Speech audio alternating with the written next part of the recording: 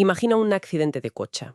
Una persona lleva puesto el cinturón de seguridad, el asiento está en la posición supuestamente correcta. Todo en regla, vamos. Exacto, todo en regla. La velocidad no es excesiva. Y sin embargo, las probabilidades de que esa persona sufra una lesión grave, como un latigazo cervical severo, son muchísimo mayores que las de quien va al lado. Ostras, y el motivo es de traca. Totalmente. Porque las matemáticas que diseñaron la seguridad de ese coche no sabían que esa persona era mujer. Hoy vamos a desmontar uno de los mitos más grandes de nuestro mundo moderno. Esa idea reconfortante de que la tecnología, los números y las infraestructuras que nos rodean son algo aséptico y neutral. Es un mito tremendo, sí. Solemos mirar un puente, un plano arquitectónico, o yo qué sé, el algoritmo de nuestro teléfono, y pensamos que eso es ciencia exacta, libre de ideología, ¿sabes? Claro, números puros. Eso es. Pero las estructuras que construimos a partir de esos números son de hecho declaraciones de intenciones. Son visiones del mundo hechas de hormigón y de código. Y, bueno, para entender cómo ocurre esto, hoy tenemos un análisis a fondo de un documento verdaderamente fascinante. Se titula La ingeniería al servicio de la vida. Y, a ver, ojo a este dato, porque el contexto lo es todo aquí. Sí, esto es importantísimo. Este texto no es un ensayo anónimo que flota por Internet, que va. Es un documento que un autor que firma como Acción Pacoman redactó y envió directamente a un educador específico. Se lo envió al profesor Juan Francisco Gaspar Velasco. Del Centro de Bachillerato Tecnológico Industrial y de Servicios 192, en Veracruz, México. Eso es, Acción Pacoman envía este texto al profesor Juan Francisco Gaspar Velasco. Son dos figuras distintas, pero conectadas en este intercambio. Y es un intento claro de plantear una reflexión en las aulas, donde se forman las futuras mentes técnicas. Y fíjate que lo hace tomando como percha una fecha muy señalada, el 5 de abril, que es el Día Mundial de la Ingeniería para el Desarrollo Sostenible, proclamado por la UNESCO. Ok, vamos a desgranar esto, porque nuestra misión hoy no es repasar cómo se aprietan tuercas o cómo calcular la resistencia de una viga, ¿eh? No, desde luego que no. El objetivo es desentrañar las tesis de los grandes pensadores que Acción Pacoman recopilan el texto, todo para que la audiencia cambie por completo su forma de percibir el mundo construido. Así que, ¿por qué un texto dirigido a estudiantes de ingeniería empieza hablando de un filósofo español de los años 30? Pues porque para entender el impacto real de lo que construimos, primero hay que redefinir filosóficamente qué es la ingeniería. Ya. Solemos reducirla a resolver problemas prácticos, pero el texto nos lleva a 1933, a la obra Meditación de la técnica de José Ortega y Gasset, y él postula algo brillante. A ver, cuenta. Dice que la técnica no es un simple cajón de herramientas, es el modo específicamente humano de transformar la necesidad en posibilidad. El animal se adapta al medio que le rodea. Claro, si hace frío, desarrolla más pelo con los años. Exacto. Pero el ser humano no hace eso. El ser humano adapta el medio a sí mismo. Si hace frío, inventa el fuego o construye una casa aislada térmicamente. Así que cuando diseñamos una infraestructura, no estamos resolviendo una ecuación matemática sin más. Estamos decidiendo activamente qué tipo de sociedad queremos habitar. Suena a progreso puro y duro, a supervivencia básica. ¿Dónde está el problema entonces? El problema surge cuando esa capacidad se desborda. Y eso es exactamente lo que advirtieron Max Horkheimer y Theodor Adorno. Los pensadores de la Escuela de Frankfurt. Esos. Ellos hablaron del peligro de la razón instrumental, o sea, reducir toda la racionalidad humana a la pura eficiencia de los procesos. Convertimos los medios en fines. Optimizamos cadenas de montaje, extraemos minerales más rápido. Sí, pero en esa obsesión por el cómo, olvidamos por completo preguntarnos el para qué o para quién. Entiendo. O sea, es como construir el tren más rápido y eficiente del mundo, celebrar que va a una velocidad récord, pero olvidarse de preguntar hacia qué precipicio se dirige. Es un ejemplo perfecto. Es la eficiencia vaciada de propósito. Y esto enlaza directamente con la visión del filósofo Martin Heidegger y su concepto de la Gestel. Que se traduce como estructura de emplazamiento, ¿no? Sí, Heidegger decía que la técnica moderna nos pone unas gafas que nos impiden ver a la naturaleza como un ecosistema vivo. A través de la Gestel empezamos a ver el mundo entero como un mero almacén. Un almacén ilimitado de recursos a nuestra disposición. Ostras. Totalmente. Un bosque ya no es un ecosistema complejo, es madera en potencia. El cauce de un río no es la columna vertebral de un valle, es simplemente presión hidráulica esperando a ser convertida en kilovatios por una presa. Madre mía. Pero claro, si convertimos todo el planeta en un almacén de piezas y lo vaciamos a máxima velocidad, pues las facturas acaban llegando. Y con la crisis climática ya las estamos pagando de sobra. Desde luego. Entonces, si esa visión extractivista de Heidegger nos ha llevado al borde del desastre, ¿qué marco nos propone la ingeniería moderna para frenar? Porque el documento de acción Paco Mann entra de lleno en la Agenda 2030. Sí, y en el concepto de desarrollo sostenible. Este concepto cristalizó en 1987 con el informe Brundtland, impulsado por la política noruega Gro Harlem Brundtland. Ajá. Ella introdujo una idea vital, que es la responsabilidad intergeneracional. Es decir, un desarrollo que satisfaga las necesidades del presente, pero sin dinamitar la capacidad de las generaciones futuras para sobrevivir. Pero, a ver, aquí la cosa tiene miga, porque el texto cita economistas como Jason Hickel y Yorgos Kallis. Y hay que aclarar a quien nos escucha que aquí no tomamos partido por ninguna visión política, simplemente exponemos lo que recoge el autor. Y estos economistas critican duramente lo que llamamos crecimiento verde. Sí, es una crítica muy de fondo al sistema. Claro, porque alguien podría pensar, oye, pues ponemos más paneles solares, todos compramos coches eléctricos y seguimos haciendo crecer la economía infinitamente. No. Esa es precisamente la trampa que denuncian Hickel y Kallis en el texto. Argumentan que es matemática y físicamente imposible mantener un crecimiento infinito del Producto Interior Bruto en un planeta finito, por mucha tecnología verde que usemos. Ya, la idea del desacoplamiento. Exacto. Señalan que separar el crecimiento económico del consumo de recursos es una ilusión. La energía que requiere fabricar 1.000 millones de coches eléctricos, extraer el litio, el cobalto, todo eso sigue devorando el almacén del que hablaba Heidegger. O sea que básicamente estamos intentando apagar un incendio forestal usando una manguera que rocía gasolina ecológica. Es una analogía dura pero muy precisa. Y por eso, el documento explica que la ingeniería hoy se divide en dos grandes enfoques, que reflejan una desigualdad tremenda. Cuéntame. Por un lado, tienes la ingeniería de mitigación. Paneles solares, captura de carbono, coches eléctricos.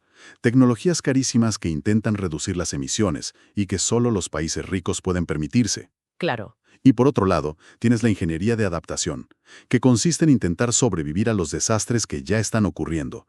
Y eso es lo que necesita desesperadamente el sur global. Qué fuerte. Y el documento enviado al profesor Gaspar Velazco da ejemplos prácticos de esto que son alucinantes. El caso de los Países Bajos, por ejemplo. Tienen una cuarta parte de su territorio literalmente bajo el nivel del mar. Sí, es un desafío constante. Y tras unas inundaciones catastróficas en los años 50, construyeron el Delta Works, una obra titánica, enormes barreras de hormigón para frenar al océano, el control absoluto. Era la máxima expresión de la razón instrumental que decíamos antes. Muros más altos, bombas de agua más potentes. Pero la naturaleza siempre tiene más paciencia que el hormigón. Ya te digo. Hace poco, los ingenieros holandeses se dieron cuenta de que, con el cambio climático, no podían seguir elevando muros eternamente. Así que cambiaron de paradigma con un programa llamado Room for the River, o Espacio para el Río. Espera. ¿Me estás diciendo que un país que lleva siglos luchando a muerte contra el agua, de repente decide dejar que el agua entre? ¿Cómo convences a un ingeniero tradicional de que derribe el muro que lleva décadas construyendo? Es que es un cambio de mentalidad brutal. En lugar de constreñir el agua en canales cada vez más estrechos, lo que aumenta la presión y el riesgo de rotura, decidieron devolverle espacio al río. ¿Y cómo lo hicieron? Ampliaron las llanuras de inundación, movieron diques tierra adentro y, bueno, en algunos casos tuvieron que trasladar granjas enteras. En lugar de luchar contra la física del agua, diseñaron el paisaje para absorberla de forma segura. Pasaron de someter a la naturaleza a negociar con ella. ¡Qué maravilla! ¿Y el texto también menciona algo parecido en China con las famosas ciudades esponja? Sí, un concepto súper interesante. Ciudades que, en lugar de repeler la lluvia con asfalto, usan techos verdes, humedales artificiales y pavimentos porosos para infiltrar el agua. Pero aquí el autor lanza una advertencia sobre la tensión del crecimiento verde que me pareció demoledora. Alerta sobre el peligro de gentrificar la resiliencia. Exacto. Porque si aplicas esta brillante ingeniería de ciudad esponja solo en los distritos financieros o en los barrios ricos, mientras dejas que la periferia pobre siga inundándose en cada monzón, tu tecnología verde solo está perpetuando la desigualdad. Es que diseñar ciudades o alterar ecosistemas conlleva un poder inmenso, y un poder inmenso exige una ética rigurosa. Porque claro, ¿quién vigila a quién diseña todo esto? Esa es la pregunta central. Y aquí el documento introduce a Hans Jonas y su obra El principio de responsabilidad. Jonas vio que la técnica moderna tenía una escala tan masiva que superaba nuestra capacidad para prever sus consecuencias a largo plazo. Claro, hace un siglo, un error de ingeniería significaba que se cayó un puente. Una tragedia, sí, pero local. Hoy, un error en geoingeniería o en inteligencia artificial puede alterar el clima de un continente entero. Por eso Jonas propuso lo que llamamos el principio de precaución. Se trata de invertir la carga de la prueba. A ver, explícame eso. En el pasado, si alguien quería construir algo nuevo, los críticos tenían que demostrar que iba a causar daño para detenerlo. Con el principio de precaución, si hay el más mínimo riesgo de un daño grave, es el creador quien tiene la obligación de demostrar que es inocuo antes de encender la máquina. Aquí es donde se pone realmente interesante la cosa, porque si hablamos de quién diseña este mundo y quién asume los riesgos, hay que cuestionar a quién se ha excluido históricamente del plano de diseño. Hablamos de la brecha de género en las disciplinas técnicas. Un análisis estructural profundísimo. Historiadoras como Londa Shivinger documentan que la ausencia de mujeres en la ingeniería no es falta de capacidad, es un borrado histórico sistemático. Como el caso de Margaret Hamilton, Exactamente. la responsable del software de vuelo del Apolo 11. Hay una foto famosísima de ella de pie junto a una torre de código informático impreso que es tan alta como ella. Ese código, escrito a mano por su equipo, salvó el alunizaje. Y sin embargo, durante décadas nos vendieron que la carrera espacial era solo cosa de hombres con corbata. O piensa en Hedy Lamarr, que co-desarrolló la tecnología base del espectro ensanchado, lo que hoy permite que existan el Wi-Fi y el Bluetooth. Y el problema de este borrado no es solo de justicia histórica, ¿eh? Tiene consecuencias letales hoy en día. Y volvemos al ejemplo del coche del principio. Si los equipos de ingeniería son abrumadoramente masculinos, diseñan el mundo tomando el cuerpo masculino como medida universal. Caroline Criado Pérez lo explica en su trabajo sobre sesgos de datos.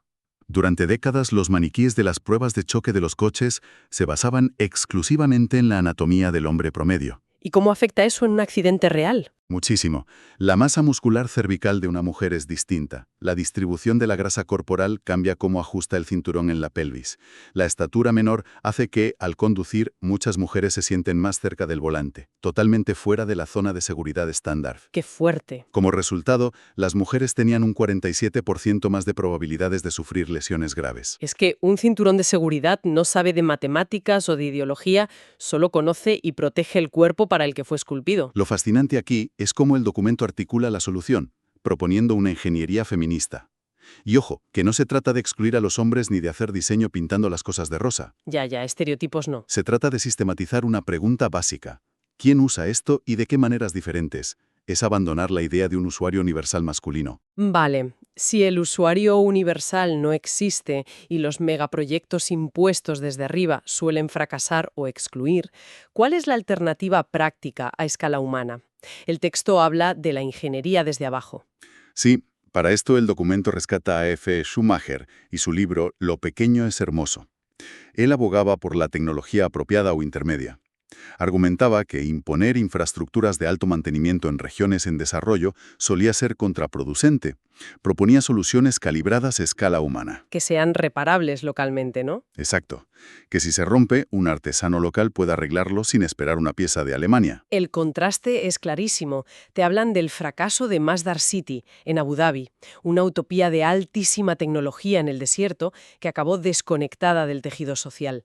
Y frente a eso, el éxito de los filtros Biosand. Son una maravilla técnica. A ver, explícanos qué es un filtro Biosand, porque suena a tecnología de instituto. Un recipiente con arena y grava. Parece simple, pero su genialidad es biológica. No usa electricidad, viertes agua sucia y los patógenos quedan atrapados en la arena. Pero el truco es que, en la capa superior, se forma de manera natural una biopelícula. Ajá. Una capa de microorganismos beneficiosos que, literalmente, se comen a los patógenos malignos del agua. Es biotecnología de altísima eficacia que cualquier comunidad puede construir. O la bomba de Mecate en Nicaragua. Un mecanismo para sacar agua usando una rueda de bicicleta vieja, tubos de plástico y una cuerda. Reparable por cualquiera en el pueblo. Aunque, a ver, una parte de mí piensa, ¿no es esto conformarse un poco? ¿En qué sentido? Como decirles a los países del sur global, oye, vosotros no necesitáis redes de saneamiento modernas. Apañaos con esta rueda de bicicleta. Es una crítica muy válida. Y, de nuevo, sin posicionarnos nosotros, el texto cita a Arturo Escobar y su diseño autónomo. Escobar advierte precisamente de esto. Dice que la tecnología apropiada corre el riesgo de naturalizar la pobreza en el sur global. Claro, como que justifica que no se invierta en infraestructuras de verdad. Exacto. Defiende que debe ser una elección soberana de la comunidad, no una tirita impuesta desde una ONG extranjera. Esto nos lleva a derribar un mito histórico enorme. El sociólogo Aníbal Quijano habla de la colonialidad del poder técnico. Esa idea de que el norte global inventa y el sur global solo recibe o, como mucho, improvisa. Quijano explica que esa jerarquía es una forma de dominación. Cuando un conocimiento agrícola se sistematiza en Europa, lo llamamos ciencia. Pero si lo han desarrollado comunidades indígenas durante siglos, lo descartamos llamándolo folclore. Se le quita la etiqueta de ingeniería legítima. Y el documento conecta esto con el Gran Muro Verde de África, un proyecto para frenar el desierto que empezó fatal, ¿no? Fatal, porque aplicaron la ingeniería pura occidental, plantar árboles foráneos en líneas rectas y regarlos. Se morían todos. ¿Y la solución de Tony Rinaudo cuál fue? Reconocer los saberes locales, la regeneración natural gestionada por agricultores. Descubrieron que bajo la arena había sistemas de raíces vivos de árboles nativos talados, un bosque subterráneo. ¡Ostras! En lugar de plantar especies nuevas, enseñaron a cuidar los brotes de esos tocones antiguos, aprovecharon la energía que ya estaba en el suelo y reverdecieron millones de hectáreas. Es que ignorar los saberes locales frente al cambio climático no solo es éticamente cuestionable, sino que es estratégicamente absurdo, como las chinampas prehispánicas en México o la milpa, que superan en bioingeniería la agricultura industrial de hoy. Y si miramos a innovaciones urbanas desde el sur, está el Metrocable de Medellín. ¿Cierto? Usar teleféricos que aquí se usan para esquiar, para integrar barrios marginados en laderas empinadas. Ingeniería resolviendo exclusión social pura y dura. O el M-Pesa en Kenia, pagos móviles a través de SMS básicos, saltándose a los bancos tradicionales. Bueno, esto nos lleva de vuelta al principio, a la síntesis de todo este análisis y al motivo por el que existe el documento, y creo que es el punto clave para cerrar. Sin duda. Hay que recordar que Acción Pacomán envió este texto al profesor Juan Francisco Gaspar Velazco, y el último punto del documento subraya la importancia vital de los bachilleratos tecnológicos, como ese CBETIS de México. Porque enseñar ingeniería sin conciencia histórica o ética solo produce operadores competentes, gente que sabe apretar el botón, pero no cuestionar para qué sirve la máquina. Formar verdaderos ciudadanos requiere entender la política detrás de la técnica. Y la audiencia que nos escucha debe saber que todo esto les afecta directamente. Decisiones sobre una termoeléctrica, el algoritmo de tu banco o el diseño de tu barrio. Ser ciudadano hoy exige una alfabetización técnica básica para poder participar. Como decía Ortega y Gasset, es cómo construimos nuestro hogar en el mundo. No podemos ignorar los cimientos. Pues yo quiero dejar en el aire una reflexión final para que nos escuche. No están las fuentes como tal, pero surge de todo esto. Hemos hablado todo el rato de cómo diseñar nuevas infraestructuras sostenibles. Pero, ¿qué pasa si el mayor desafío de la ingeniería de nuestro siglo no es aprender a construir de nuevo? ¿A qué te refieres? Me pregunto si el verdadero reto es aprender a desmantelar. Desmantelar de forma ética, segura y equitativa las gigantescas infraestructuras obsoletas que ya no sirven a la vida. Presas secas, refinerías inútiles. Una ingeniería de la deconstrucción. Madre mía, es un reto monumental, deshacer el pasado para hacer espacio al futuro. Ahí lo dejamos. Invitamos a la audiencia a mirar la tecnología que les rodea con una nueva conciencia histórica. Nos despedimos por hoy. Un placer. Hasta la próxima.